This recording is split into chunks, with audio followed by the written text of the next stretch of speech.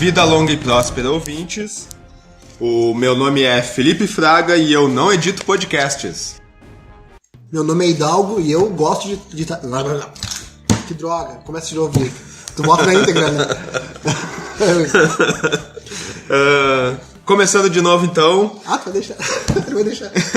Vida longa e próspera, ouvintes. O meu nome é Felipe Fraga e eu não edito podcasts. Meu nome é Hidalgo e eu edito podcast. E meu nome é Nicassi e com edição essa vergonha não acontece. Começando mais um episódio, então, do AL Podcast. Dessa vez nós não conseguimos de novo reunir o Quarteto Fantástico, porque dessa vez o Hidalgo conseguiu participar, mas o Rodrigo foi abaixo da vez, né? Então, continuando o último episódio do Aquecimento Vingadores Ultimato, nós vamos entrar então na fase 2 do universo Marvel compartilhado.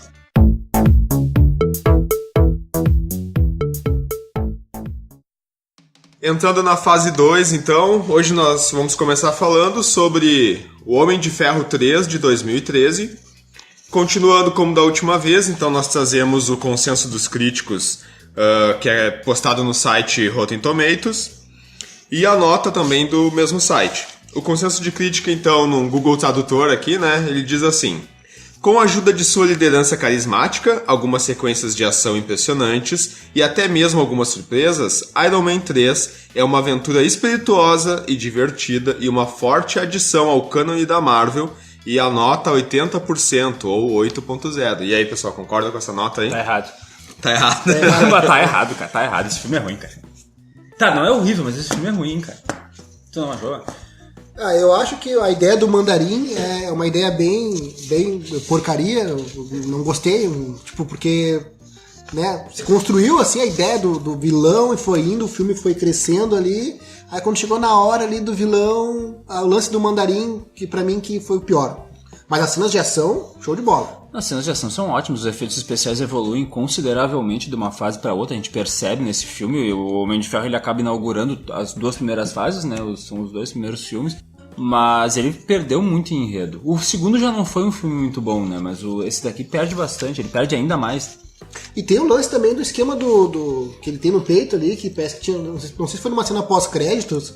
Ele meio que arrumou aquele lance, né?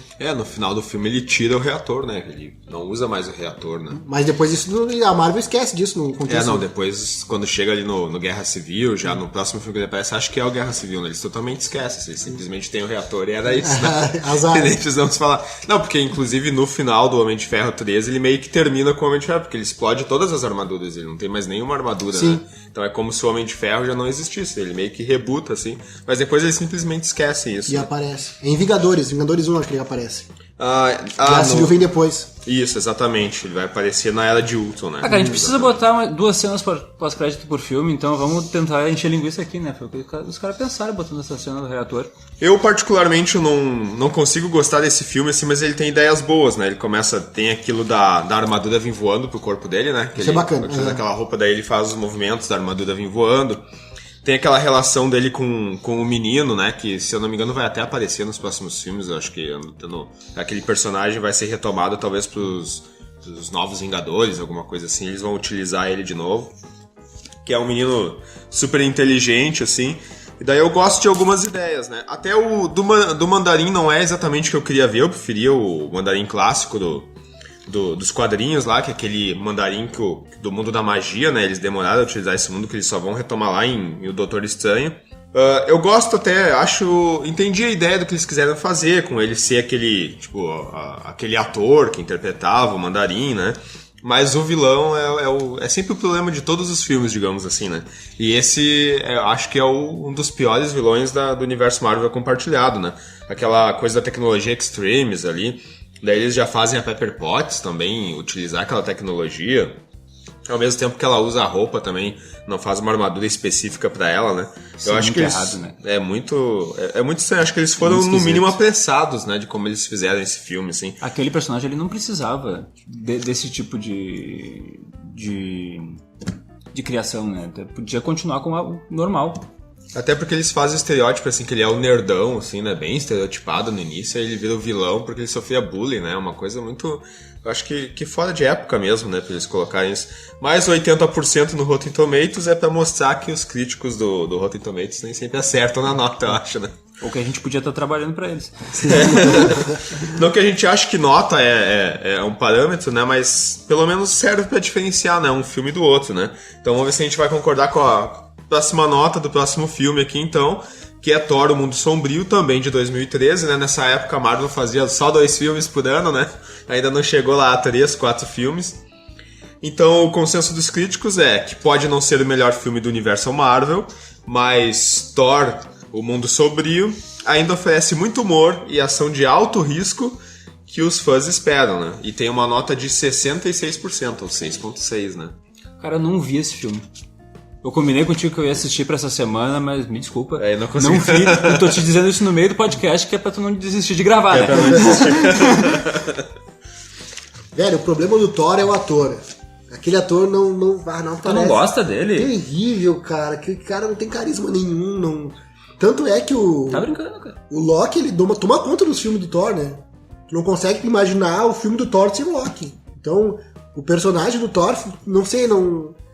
Quando eu imaginei um filme do Thor, eu pensei em um lance Senhor dos Anéis, assim. Um cara vertical, meio elfo, assim, e tal, com uma postura elegante, com um lance místico na volta. E esse Thor da Marvel, cara, é um motoqueiro, é um roqueiro, é um cara que, sei lá, é um brucutu, é um lance que não fluiu, cara. Não consigo gostar desse Thor. Ah, mas ele é gatão, já compensa, né? As meninas gostam. É sex appeal, né, cara? O cara tem... Eu assisti um desenho que dava na Rede Globo até, na época não era TV Globinho, era antes ainda, nem sei. Nos anos 90, que tinha um desenho do Thor. E o cara era vertical, assim, usava o capacete, o elmo, né? E, pô, totalmente vertical. Esse cara aí, barba cerrada, sabe? Muito musculoso, não sei, o lance do perfil dele parece não sentou. Ah, mas o capacete eles modificaram em diversos heróis, né, cara? O próprio Capitão América modificaram o capacete, porque ia ser ridículo ele utilizar a roupa que ele utilizava nos quadrinhos, então acho que... Mas o Capitão parece Capitão, cara, tem um lance militar ali, tem uma vibe do troço. A questão do Thor, que eu sou mais DC, né, eu já vou dar spoiler, eu sou DC, não adianta. Tipo, tu pega o Superman tem o lance do cara ser divindade, do cara ser um deus. E aquele Thor ali, a única coisa que ele não é Deus, entendeu? Deus do quê, entendeu? Mas ele também usa cueca por cima da calça, né? Também, sim. Não, no filme ele não tá de cueca por cima da calça? Não, o Thor novo acho que não. Não, esse daí é o problema, então.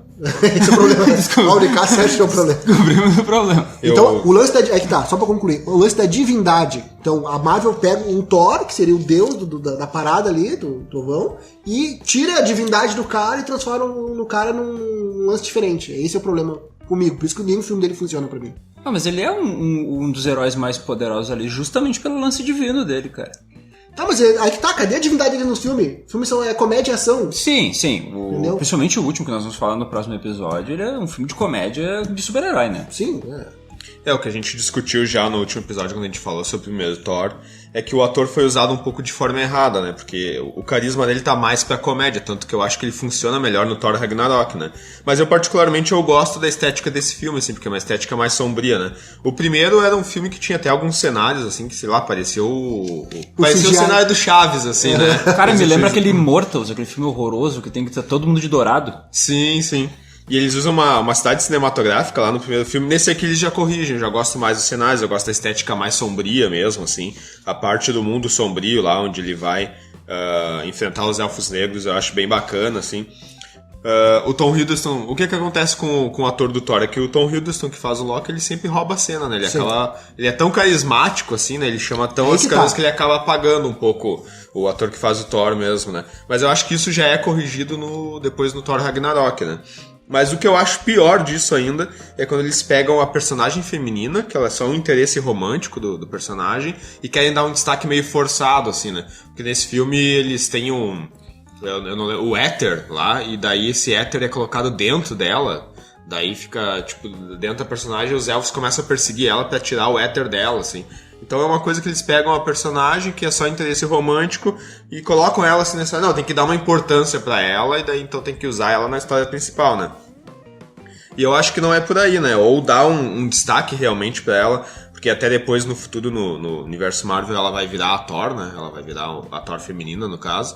Né? Ou já faz uma coisa dessa do lado, ou esquece que o personagem existe, que é o que fizeram por último agora, né? Quando fizeram o Thor Ragnarok, simplesmente tiraram ela de cena, assim, né? A Marvel tem essa característica de abortar personagens de vez em quando, né? E a gente não compreende por que eles fazem isso. E eu acho que é isso que eles já tinham que ter feito no segundo, assim, né? Eles ficaram forçando uma barra, assim, com essa personagem que não precisava, né?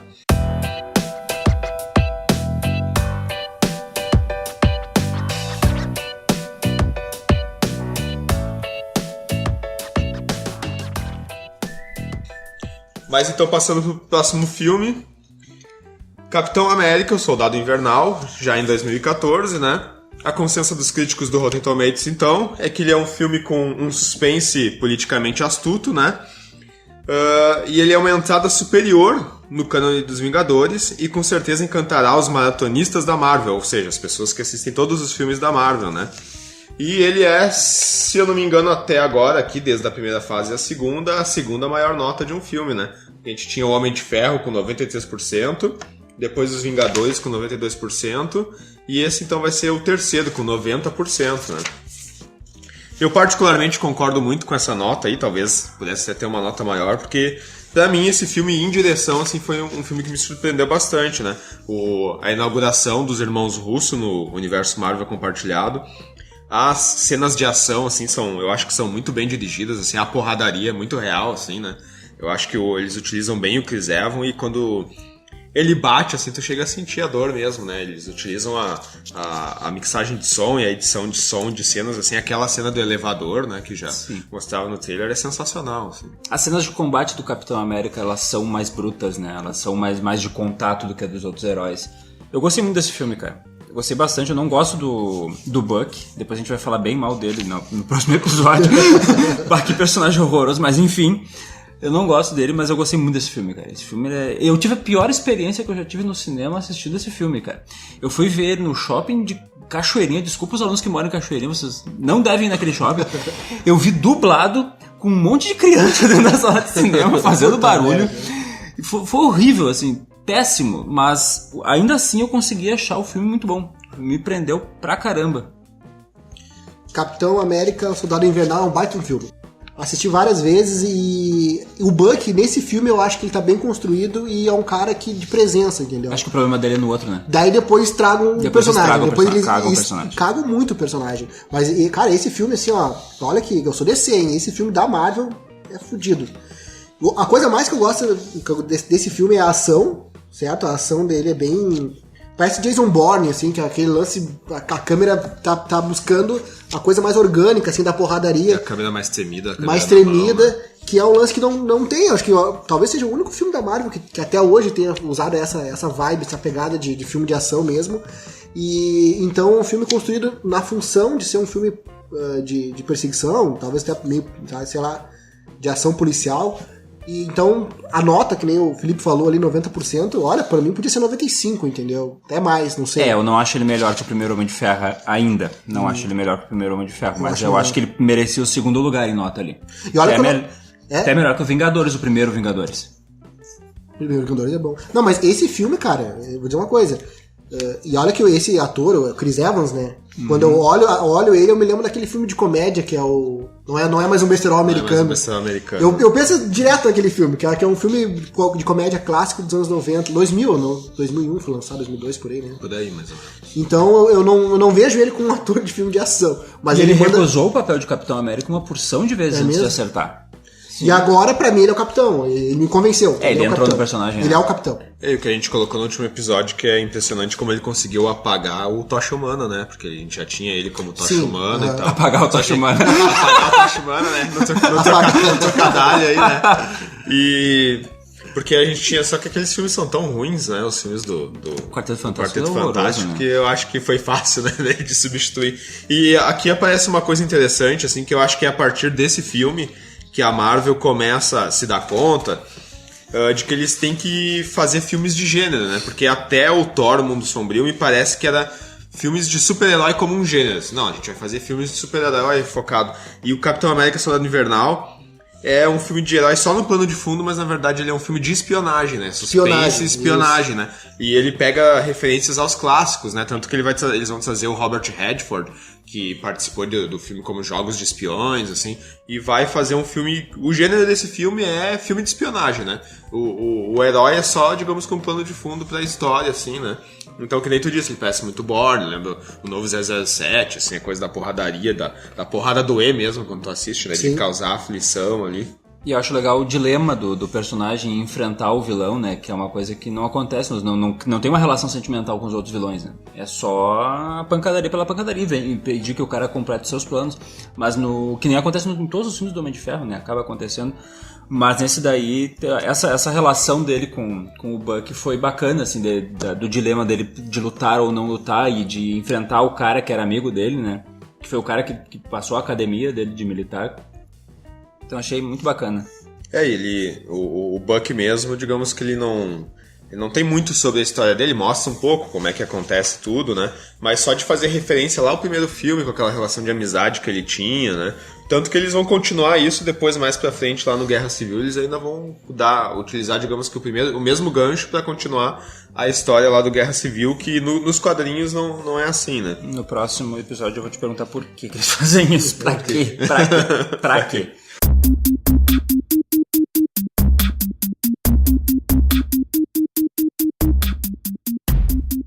Aí, continuando então, isso de já tratar como filmes de gênero, a gente vai ter Guardiões da Galáxia em 2014, né? Então, consenso da crítica, os Guardiões da Galáxia são tão irreverentes quanto os fãs da história em quadrinhos da Marvel, além de engraçados, emocionantes, cheios de coração e repletos de esplendor visual, né? E então já vem uma nota aí de 91%, né? Até maior do que Capitão América Soldado Não Invernal, é melhor né? que o Capitão América. Cara, eu acho equivalente esse filme. Ele tem outra pegada, ele tem outra... nele o humor funciona perfeitamente, assim, o personagem principal, ele é aquilo ali e... Porra, eu gostei muito desse filme. Eu gostei pra caramba. E é a mesma coisa, assim, que eu disse antes. Antes era um filme de suspense, de espiões, né? E aqui a gente vai ter um filme que é um filme de comédia com super-heróis, né? O importante aqui é a comédia, né? E eu acho que esse foi um filme bem surpreendente, assim, porque a gente não dava nada, eu acho, por esse filme, né? Pelo menos, eu lembro lá que o pessoal do Jovem Nerd, que tem lá no Nerd Office, eles até falam, né? Um filme com guaxinim falante não tem como dar certo, né? Ele até desdenhava, assim, né? E daí eu não sei se é que a gente foi com a expectativa abaixo, o que é, assim, mas me agradou muito esse filme, assim, eu também não esperava nada. E o Rocket Raccoon, a gente já tinha a experiência dele no Marvel vs Capcom, né? E daí depois ele vem fazer um filme com o cara. E eles conseguiram pegar personagens bem desconhecidos, porque eles não tinham feito filme solo pra montar a equipe, assim, e foi praticamente um Vingadores a mais no meio, digamos assim, dessa segunda fase, assim. E dessa vez saiu o Van Diesel dentro de um carro, né? Ah, sim. E com uma palavra só, né? Eu acho que é assim que o Van Diesel interpreta mesmo. Dá só uma fala pro cara. Dá uma fala que ele resolve, né? Cara, eu gostei bastante desse filme, a pegada oitentista dele, pelo fato de ser a única demarcação que o personagem principal ainda tem da Terra, né? Naquela fitinha, assim. Então ele ficar escutando aquilo repetidas vezes me atraiu muito no filme. Eu gostei do vilão, eu gostei dos efeitos especiais também, muito bacana.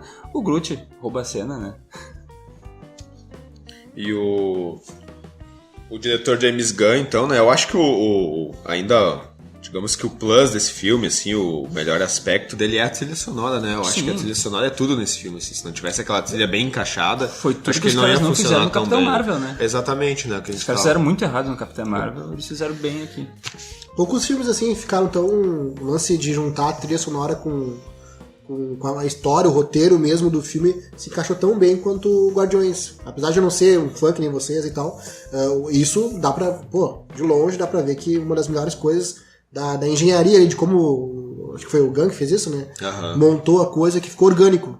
Já no segundo isso não acontece. Parece que já não é tão... É inserido meio assim, meio, né? O segundo filme ele não é tão bom quanto o primeiro, né? Uhum, é uma coisa... Já não flui assim, então. Cara, eu acho que de todos os filmes que a gente analisou até agora, só o Capitão América que evoluiu, né? Todos os outros evoluíram, né? em relação aos seus das primeiros. continuações, As continuações sempre evoluíram. Até o Thor eu acho que do primeiro pro segundo melhorou, assim, e depois do terceiro também vai evoluir, né? O terceiro é outro nível, né? Eu acho que os dois... Só que é que também tem um aspecto, assim, que o Homem de Ferro, o primeiro filme, é tão bom que não tinha como superar aquilo, é muito difícil superar, né? Outro filme com trilha sonora encaixada pra caramba, né? Ah, sim, no primeiro também, né? E não adianta, né? O que eles fizeram nas continuações do Homem de Ferro, por exemplo? Eles fizeram mais e maior, né? Então, geralmente, isso não dá muito certo, né? Tem que desenvolver a história, digamos E o herói assim. não precisava daquilo, né? De uma coisa tão grandiosa. Tinha coisas pra explodir nos Vingadores, não precisava explodir coisas tantas coisas nos outros filmes.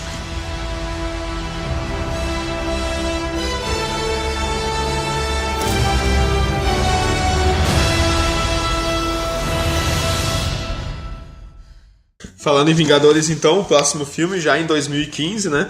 Um filme bastante aguardado, porque o primeiro Vingadores fez muito sucesso e eu acho que a gente ficou na expectativa do segundo Vingadores, a segunda reunião desses personagens, então. E a gente vai ter em 2015, então, aqui o consenso da crítica é que ele é um filme exuberante e arregalado, seja lá o que isso quer dizer, né? Em português de Portugal esse negócio. Arregalado. Só que ele serve como uma sequela exagerada, mas principalmente satisfatória, reunindo o elenco pesado de seu antecessor com algumas novas adições e um valioso inimigo com uma nota de 75%, aqui um 7.5 então, né? Eu não concordei com o valioso inimigo, cara. Eu não gostei do Ultron. Acho que ele caiu de paraquedas ali. O problema desse filme, assim, ó, pra mim, dá pra ver, assim, ó, na cara dele.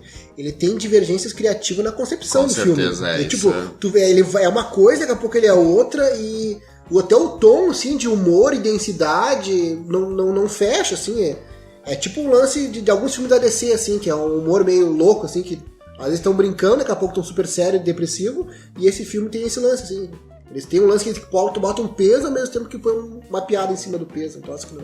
Ele te tira o foco de vez em quando, cara. Pra tu ter uma ideia, a primeira vez que eu vi esse filme, não sei se é porque eu tava num cinema cheio novamente, que eu fui assistir na estreia, depois de ter visto o primeiro filme. Mas na primeira vez que eu vi, eu não entendi como surgiu o Visão. Depois na segunda que eu pensei, tá ali. Esse é um filme, que nem o Hidalgo disse, assim, das divergências criativas, tanto que tu nota que a edição dele é um pouco terrível, ele é todo picotado, assim, né? Truncado, assim, não flui, né? Parece filme da DC. Tanto que tem... Ah, não todos, não todos. Pera lá, né? Parece o Batman vs Superman, então. Já vai puxar pra briga já, né? Batman Superman é uma ópera, você tem que conceber ele como algo catarse, entendeu? E esse Uma filme, ópera, então. E esse filme a gente começa a assistir ele e parece que tá faltando alguma coisa. Tanto que tem cenas do trailer que a gente viu no trailer e não estão no filme, assim, né? Por exemplo, eu lembro que tinha uma cena do Thor, ele saindo de dentro d'água, assim, e tal. Daí isso eles não aproveitaram. Tem a cena do Ultron também, quando ele vai colocar o Vibranium na armadura dele. Tinha uma cena que ele levantava a mão e escorria o Vibranium líquido, assim, e isso eles cortaram também, não tem, né? E eu lembro exatamente, assim, quando some o Ultron lá da festa, né? Daí ele vai lá, sei lá, pra uma Wakanda meio genérica lá, e daqui a pouco já aparece ele sentado num trono, assim, já com aquela armadura nova dele, digamos, o corpo novo dele, assim. E totalmente com um corte seco, assim, tu não sabe, o que aconteceu? Sim. Que ele já tá, assim, como é que ele criou esse corpo novo, a gente nem vê, né? Porque ele aparece lá na Festa dos Vingadores, né? Ele tá num robô ainda do Tony Stark todo destruído, e daqui a pouco ele já vai aparecer em outro lugar, assim, com uma outra armadura que não sabe nem direito de onde saiu. A gente só sabe que foi o Garra Sônica que ajudou ele de alguma forma a fazer aquilo, acho que de Vibranium, porque eu acho que eles nem citam Vibranium, eu acho, nesse filme, recordo, né? Acho que não, é. Tem quase certeza que não. E a gente vê que qual é o diretor desse filme mesmo? É o Whedon, né? Joss Whedon? Isso, Joss Whedon, né? A gente vê que ele queria fazer alguma coisa e a produção do filme, não sei se o Kevin Feige ou quem, foi lá e disse, não é por aí que a gente quer. Outra coisa muito parecida com o que aconteceu até no universo DC com o próprio Zack Snyder, assim, né? De que a produção meteu a mão no filme, assim, né? E tanto que no Liga da Justiça também vai ser o Joss Whedon que eles vão chamar lá pra Liga da meter Justiça a mão é uma merda. no filme do Zack Snyder, né? Esse eu não vi ainda. É muito ruim, cara. É ruim mesmo. É terrível. Ah, não, se tu tá falando que é ruim, dá uma eu vou tristeza, acreditar. eu sou fã dá uma tristeza, e tu vê o Snyder, aquele slow motion assim, acontecendo, e o Batman daqui a pouco vem uma piada. Caraca, o que é isso? O temperamento dos personagens é de gente, de uns caras cara, surtados, entendeu? Parece que tomam, sei lá, antidepressivo. Cara, isso a gente já falou num outro podcast, eu acho que tu não estava presente, que um dos principais erros da DC foi ter feito filme de time antes de fazer filme individual de cada herói. Com certeza. Isso não desenvolveu, não fez tu gostar dos caras e tu esperar pelos caras ali, né? Foi Foi aquela um erro. os caras apressaram de quando é que é a Liga da Justiça? Do 2010, não sei. 2018, ano passado. 18, ano passado, né? Eles já estavam perdendo muito pra Marvel nessa questão, então eu acho que foi Foi apressaram um de erro jeito- administrativo da empresa. apressaram de forma errada, Isso, né, é. cara? Podiam ter desenvolvido as fases deles, podiam até dar uma sequência, quando a Marvel desse fizesse o seu hiato ali, eles entravam e tal, mas... Tanto é que eu acho que vão fazer um Flashpoint e vão rebotar esse negócio aí, eu não duvido. Porque, então, pra confirmar ou não aí o filme do Flash, mas se não também não ajustar a questão da ideia criativa do filme, eles tiram esse ator que foi escolhido e rebutam o troço, fazem um Flashpoint. Assim ali. como vão fazer com o X-Men 3, né? Que agora vai ser com a Fênix Negra, né? Agora Quer dizer, a Fênix Negra, o nome do filme é a Fênix Negra, né? os meninos já ficam convocados aí, porque semana que vem tem Shazana, né? Eu acho que é quinta agora que estreia Shazana. Dia 4. Dia 4, quinta-feira. E tá muito bem cotado, né? No Rotten Tomatoes mesmo. A gente tá com 95%, uma coisa É a assim. nota mais alta de filme de herói nos últimos não sei quantos anos. Contando os Marvel, tudo. Contando os Marvel, de crítica especializada que assiste o filme antes de ir pro cinema, né? É isso, nós vamos gravar, né? Vamos assistir. Me parece que a DC tem contando ali, mas a gente volta pra DC em um outro momento aí, né? Hoje é Universo Marvel fase 2, né? Só me esclarece uma coisa, em Vingadores Era de Ultron, o objetivo da equipe ali, ou do Visão, se eu não me engano, era desligar o cara da internet, né? Porque pra mim o resumo do filme era isso. Eles tinham que tirar o cara da internet, desplugaram o cara, pronto, acabou. Basicamente. Era esse o objetivo. E quando eu percebi isso na época, depois eu não assisti de novo, eu... Caraca, meu, um filme todo pra desligar um cara da internet, tipo, entendeu? Porra, não dá, né? E, cara, o problema desse filme é que o Loki foi o vilão do primeiro. E não tem como um vilão super... Tá, o Thanos, depois a gente vai falar dele, o Thanos ele já tá superior, assim, tipo, como vilão ali. Mas o Ultron não chega nem perto, né, cara? Do carisma que tu tem no Loki, né? Tanto é que ele suprime o próprio Thor, né? Sim, cara, sim. O tamanho dele... E o Ultron foi só uma marionete do Thanos que foi pra ali pra fazer mais um filme, né, cara? Mas é que tá, ele é um vilão brotado. Ele aparece ali, dá aquele discurso sombrio no meio da festa e tal. Daqui a pouco ele já tá lá em Wakanda, e daqui a pouco ele já é um super vilão. Como assim? Ele cara? me lembra o vilão do Esquadrão Suicida, cara. Que aparece do nada. Pum! Tá ali o vilão. Pronto, isso aqui que vocês vão enfrentar. Agora vamos lá, se virem. Vilão de micro-ondas, coloca ali 3 minutinhos e tá pronto. Esse filme tem boas cenas, né? Eu gosto daquela cena da festa lá onde o Capitão América tenta levantar o levanta só um Mjolnir, né? Assim, o Thor faz aquela cara assim. Essa, pra mim, é a melhor cena do filme, cara. Eu pensei que era no outro, não me lembrava direito. mas era tu melhor. colocou achando que era no outro, Era né? a melhor cena do filme, cara. Eu quero dizer... Que é logo antes de surgir o vilão, né? Como eu disse no outro episódio, a minha filha fez melhor do que isso. Né? Ela levantou Ela uma levanta e até chuta com um canto, assim, né? A primeira cena desse filme é muito boa. A primeira sequência. Sim, a primeira sequência é muito sim. boa. É uma ação muito bacana. Muito boa. Tem todos os heróis ali no meio. Tem a Viúva Negra fazendo todos os malabarismos que ela sempre faz. Então a primeira cena é muito bacana. Muito boa. Só a primeira cena ali, eu só acho meio confuso porque os vilões parece que são homens com umas armaduras, outros parecem meio que são robôs. Eu não consegui. Eu já assisti umas 3, 4 vezes depois de novo e não consegui determinar isso. Porque se são seres humanos ali, é muita covardia que eles fazem, né? Porque é o Thor dando porrada, assim, ele tá matando todo mundo, né? Né? Agora, se são robôs, tá susto, assim, Deixa né? assim, Mas botei daí saiu robozinho. do nada, os robôs não explicou de onde veio, né? É só pra botar uma cena de ação no início, né? Precisava. Ah, sim. Agora, quem é você? Sou o Homem-Formiga. Como é que é? Nunca ouviu falar de mim? Não ouviu falar de mim.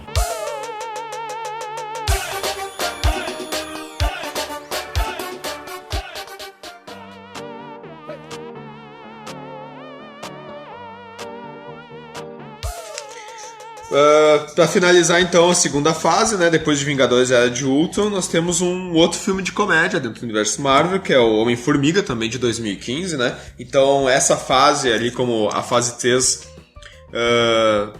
eles colocam então mais pro final um Homem-Formiga ali, e com uma nota boa, né, vai ter 82% esse aqui, 8.2, né, não chega aos 90, mas para um filme de comédia até acho que é uma nota muito boa. Consenso da crítica então é que liderado por uma performance encantadora de Paul Rudd, O Homem-Formiga oferece emoções da Marvel em uma escala apropriadamente menor, embora não tão suavemente quanto seus antecessores de maior sucesso, né? Mais um ator saído do Friends pra fazer sucesso, né? Ah, sim. Mas o Paul Rudd acho que faz uma pontinha só no Friends, eu nem lembro, né? Ele faz acho que é a penúltima e a última temporada, ele tá inteiro. Ele aparece. Tá nas duas, ele dá uma renovada na série muito boa, assim. Algum dia a gente falar de Friends, ele Cara, dá... vocês gostam de Friends, pelo amor de Deus, sério isso? Eu curto, cara. Eu gosto de algumas coisas, assim. Eu assisti- assisti datado pra caramba. Eu assisti muito pouco de Friends. Nem o corte de cabelo dele eu consigo ver, que troço me Consegue ver. incomoda. É uma série coxinha, uma série preconceituosa, machista, mas na época, pra época dela, ela foi totalmente revolucionária, né? Mas que tá, de repente é um lance de época, porque talvez se eu tivesse visto na época, não sei qual é a tua idade. É 32. É até a minha idade, cara, então tu curte esse troço, mano. Ruim. Cara, eu gostei, velho, eu gostei. Eu acho, por exemplo, Seinfeld muito mais datado do que Friends. Não conheço. Seinfeld faz nítidas piadas de anos 90, assim, que tu não entende porra nenhuma, cara. Sobre fax e sobre... secretária eletrônica, que é isso? É, não, datado pelo, digamos assim, pela linguagem, pelas referências, assim, né? É que, na verdade, digamos que a linguagem do Friends, como a mais atemporal, é porque ele é novelesco, né? Sim. Ele utiliza estereótipos, eu E acho que sempre Seinfeld, vão inclusive, existir, como né? comédia, ele é melhor, né? É, ele já é mais disruptivo, digamos assim, né? Mas voltando pra Marvel aí... Voltando pra Marvel, então, mas Homem-Formiga também, acho que é um filme bem de efeitos especiais, assim, né? Porque toda aquela parte ali daquele mundo onde ele é menor e das formigas, então ele é um filme bem de efeitos especiais, eu acho que são bem competentes, assim, né? A gente compra aquela ideia de que ele é daquele tamanho e das formigas e tudo. E ele é um bom ator, e tem a Evangeline Lilly também, né? Que também é uma boa atriz. Atriz do Lost. Aí sim. Atriz do Lost, né? Pra quem tava com saudade da Super Kate lá do Lost, então daí ela já aparece, né? Cara, eu acho que esse filme, eu acho que o principal dele e que mais me agradou é que é um filme que não se leva a sério e ele é extremamente competente em não se levar a sério. Muito bom, cara, muito bom. E se eu não me engano, acho que é uma das menores bilheterias dos filmes da Marvel também, né? Se bem que talvez Thor tenha sido menor, né? Mas ele é um filme... É legal pra dar assim, porque ele não tem, digamos assim, aquela linguagem dos Vingadores de que tudo tem que ser muito grande, tudo tem que ser muito importante, né? Esse é bem descompromissado, assim, vamos fazer umas piadas aqui e tal, né? E é isso aí que a gente tenta mostrar. E é sempre, digamos que um respiro, né? Do universo Marvel, né? Finalizando, então, esse segundo episódio... Não, peraí, deixa eu falar. Vai falar. Vou falar ainda. Tá bom, vai lá. Cacilda, pô, tô esperando o momento aqui. Com edição isso não acontece. Com edição não acontece. Agora eu trago verdades. Homem-Formiga coloca nessa fase 2 aqui, ó, tirando o Capitão América, todo esse filme no bolso. Homem-Formiga é um filme completo. Ele tem começo, meio e fim. E tem o Michael Douglas. Tem o Michael Douglas. Tem o Michael Douglas. Cara, é um filme divertido, é um filme pra família, é um filme que é o tom da Marvel como pra mim a Marvel deve ser, entendeu? Tipo, é um lance assim que é de um tamanho assim que não é aquela coisa grandiosa, vamos salvar a humanidade, o multiverso. É um lance, é um herói, e aquele herói é um herói que foi construído assim de uma forma bem diferente, assim, singular. E, porra, cara, a comédia que tá ali é uma comédia orgânica, que dá vontade de ver. Quando ele leva lá o presente, acho que é um coelhinho pra filha dele, pô, aquele filme me ganhou ali, entendeu? Depois ele aumenta o coelhinho, né, cara? É muito bom, cara, é muito bom. E tem aquele mexicano, como é que é o personagem? Não lembro o nome do ator, acho que é... Mas eu sei quem tá falando. Geralmente o mexicano é Miguel Gonzalez, alguma coisa Sim. assim. Enfim, cara, ele é bem construído e eu adoro esse filme, adoro. Eu acho que o pessoal tem que valorizar mais esse filme. Quando ele chega em Homem-Formiga, assim, o pessoal, Homem-Formiga. Não, Homem-Formiga é bom, é muito bom. Homem-Formiga é melhor que Homem de Ferro 3, que Thor Mundo Sombrio. Ó, eu gosto mais de Homem-Formiga e Guardiões da Galáxia. Eu também gosto mais de Homem-Formiga do que de Guardiões toda da vida, Galáxia. toda vida, Eu acho que eles mereciam inverter as notas ali. Talvez não 91 pro Homem-Formiga, mas botar os dois na casa dos 80 ali e deixar o Homem-Formiga na frente. Homem-Formiga é legal pra caramba, cara. Dá pra assistir um monte de vezes, diverte pra caramba. É bem bacana, né? E é uma pena, porque depois a gente vai falar do segundo, não dá sequência na qualidade, né? Tu já viu o segundo? Não vi ainda. É, não dá sequência. Não, mas não dá spoiler, né? Não vou dar spoiler. Eu vou comprar uma camiseta Homem-Formiga. Eu gosto do Homem-Formiga. O que atrapalhou um pouco a minha experiência desse filme foi a troca de diretor, diretor, assim, porque pra mim eu gostava da ideia de que ele era um filme do Edgar Wright, né? O Edgar Wright que tem aquele, acho que Todo Mundo Quase Morto, que ele é um diretor inglês, né? Que tem vários, ele tem aquela, a trilogia do Corneto, que é tudo sobre, um é sobre zumbi, outro sobre alienígenas, e o outro não lembro, e ele fez agora também um filme de assalto de carro no último ano, assim. Então o Edgar Wright sempre usa uma trilha muito boa e ele é conhecido pela edição, né? Então no Homem-Formiga tem aquela parte da edição quando esse amigo dele, mexicano, vai contar a história, né? Que faz uma edição bem rápida, assim, das ações de como vai acontecendo, né? Aquilo é totalmente um filme do Edgar Wright, né? Só que daí teve divergências criativas no meio, o Edgar Wright saiu da direção, ele ficou só como roteirista do filme, e daí o Peyton Reed que assume depois, né? Então a gente vê que eles pegaram o filme que tinha toda uma ideia do Edgar Wright, assim, que, digamos, é eles entregando um filme da Marvel para um diretor que já tem uma assinatura, né? Sim. Uma assinatura narrativa, uma assinatura visual. Só que daí, no meio do filme, eles... Não é isso mais que a gente quer fazer. Daí entrega pra um outro cara genérico, aí o cara vai fazer do jeito dele, assim, né? Aí tu consegue notar as diferenças de Dá pra direção. notar as diferenças. É quase então a mesma coisa pra mim que aconteceu no A Era de Ultron, assim, né? Só que o Edgar Wright, ele tem uma assinatura, assim, mais, digamos, mais pontuada. A gente enxerga mais a assinatura dele. E até no segundo filme tu vai ver assim, não, o cara ainda tá emulando o Edgar Wright, né? Apesar de que o Peyton Reed ele já começa a dar mais. Então pra mim ficou, digamos assim, como é que eu ia colocar, assim... Uma coisa que era ter sido muito boa e daqui a pouco eles disseram, não, a gente não quer mais, e tiraram a liberdade do diretor, assim, né? Então, isso pra mim fez com que a minha experiência se estragasse um pouquinho, assim, né? Eu gosto muito do ator, é um filme engraçado e tudo, assim, mas eu preferia que ele fosse um filme do Edgar Wright, assim, que seria a Marvel entregando o personagem dela, não, faz aí, coloca a tua assinatura e faz do teu jeito, né? É mais ou menos o que parece que vai acontecer agora na DC com o filme do Coringa, assim, né? Que parece que eles disseram, não, deixa o cara fazer o que ele quer, ou deixa o ator atuar da forma que ele quer, né? Pra ver já saiu, inclusive, o look de como vai ficar a maquiagem dele, né? Sim, já tá claro. circulando imagens. Mas é outro selo, assim, é DC Dark, né? Não é do universo compartilhado. Isso, exatamente. Porque de universo compartilhado, a gente só pode esperar isso, cara. É tudo meio homogêneo, assim, né? Essa autonomia criativa de cada diretor, dificilmente a gente vai conseguir enxergar num universo compartilhado. Então até que a DC começou com isso, com o Snyder verso, e aquilo lá não deu certo, não funcionou, entendeu? Por mais que eu goste, eu percebo, eu vejo, é nítido que para um universo compartilhado não funciona. Não funciona ter tanta personalidade, assim, tanta coisa do diretor aplicada ali, entendeu? Senão fica muito... O Snyder tem a mão pesada pra caramba, então o troço fica muito particular. Fica uma obra única ali. Eles querem ter uma coesão narrativa, assim, que é difícil de manter, né? Se for... Quando eles aprenderem a editar os filmes, vai melhorar. Eu tô dizendo que vai melhorar pra caramba. Terminando com essa, então, né? Tá, vamos encerrar por aqui.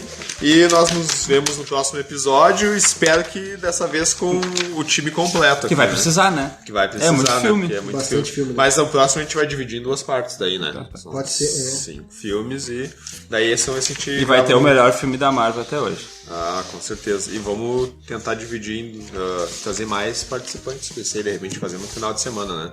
Sim. Então, uma boa semana, uma vida longa e próspera a todos. Obrigado, Hidalgo, e obrigado, Nicás. Valeu. Isso aí, pessoal.